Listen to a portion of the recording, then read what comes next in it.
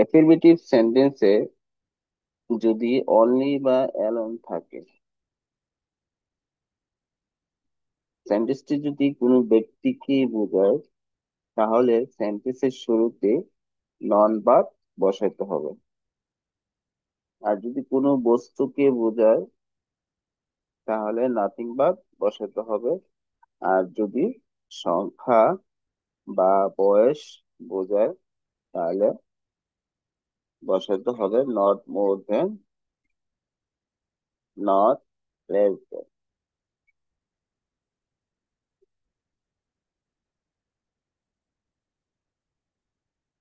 Example: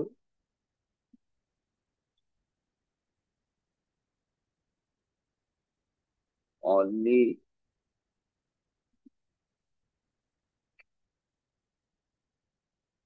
only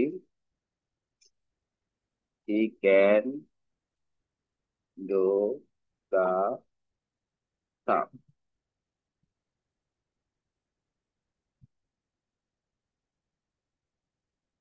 এই সেন্টেন্সটি একমাত্র ব্যক্তিকে বোঝানো হয়েছে। এখানে আমরা অনলির পরিবর্তে নন বাদ বসাবো। নেগেটিভ অনলি কেটে নন বাদ বসিয়ে তারপর বাকি সেন্টেন্সটা আমরা লিখবো। He can do the sum.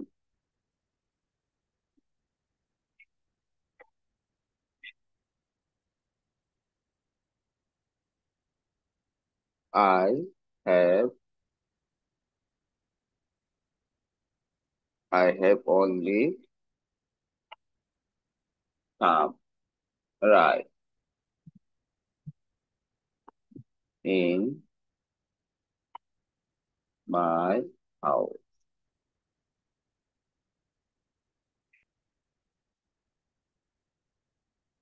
এই সেন্টেন্সটি কোন বস্তুকে বোঝানো হয়েছে। এখানে রাইস, রাইস মানে চাল। আর নেগেটিভ করার সময় আই জায়গায় আই হবে, তারপর হ্যাভ এর জায়গায় আমরা হ্যাভ বসাবো।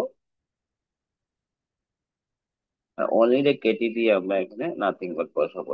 NOTHING, nothing but. তারপরে লিখবো some rice in my house.